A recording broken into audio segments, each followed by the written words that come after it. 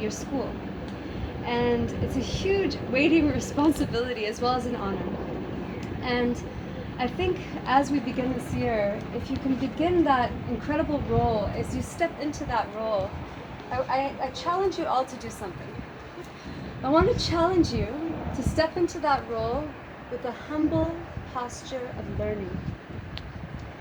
So when I say humble posture of learning, what do you think that means? Does anybody have any idea what that term, what does that mean to you when you hear those words? Any idea? Yes? I feel like more listening. So be like when you step into it, you must don't feel like you know like a lot. So you just go there willing to discover and to listen to everyone's ideas and to have an open mind about what they're saying. Absolutely, that's right on. So even from a grade 8 learner who's stepping with trepidation into high school, there is something that grade 8 learner can teach you. So when those who are in positions of power maintain a humble posture of learning, that they can actually learn from the meekest, the most humble and lowly, or whatever you want to say, then you will truly grow into great women. I think the danger comes when we decide we know it all. As soon as we think we've got it, we stop growing, we stop learning.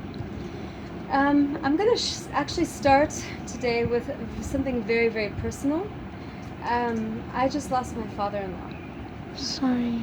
And it's been quite an incredible and an intense period of my life. But I'm sharing this because my father-in-law was the most humble man I'd ever met. He was Xhosa. He was from the Eastern Cape, from the rural areas, and he moved into the city, started his life struggling along, went to a decent high school in the township where he worked really hard. He did rugby. He became kind of top of his class as well.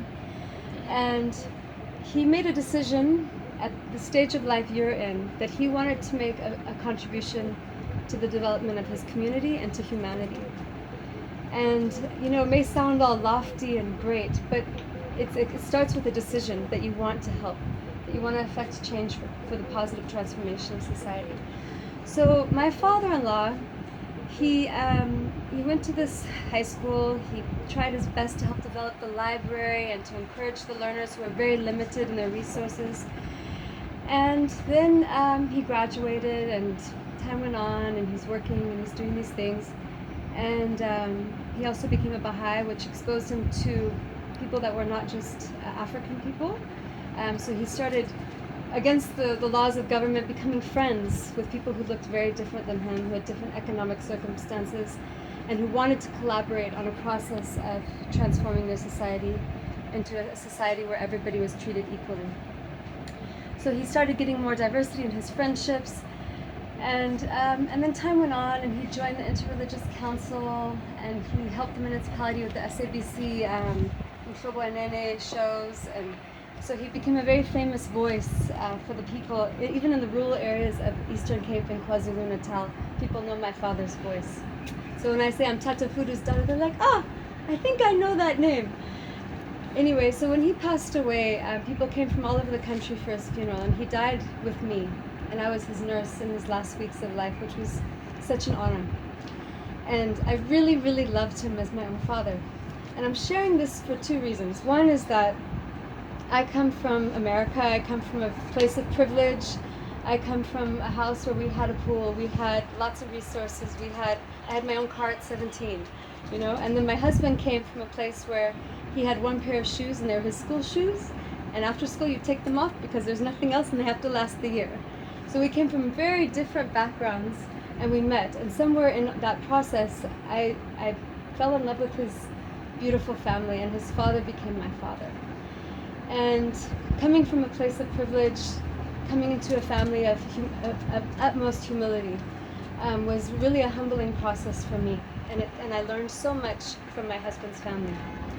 So Friday, in Port Elizabeth, the municipality, because of all of his contributions to the city of PE over the last 40, 50 years, the municipality came together and said, we need to honor this man. And so they gave Feather Market Hall, which is the most beautiful, grand, it's like City Hall of Durban, big organ and all these things. And they gave this venue and they decorated it all grand and beautiful for this very, very humble man. And so his memorial was held on Friday from 2 to 5. And one after another, a stream of people just kept giving tribute to him about how he sacrificed for his family, how he served his community, how he never wanted any praise. And I felt like this is what we all need to aim for, is to be that humble person that couldn't care less about praise, but who, when it's time, when you pass from this world, the world recognizes your greatness. And without you having ever wanted it or ever said, this is me. And so this man from very humble beginnings lived 70 years of his life in service to humanity. And for a young white lady to have a black father that she loves so much shows me that the oneness of humanity is truly possible if you can see somebody, an old man from the village as your father. And so I share that story because I want us to start this afternoon by thinking, how can I look at myself for a second, then put myself to the side, and what are the needs of my school?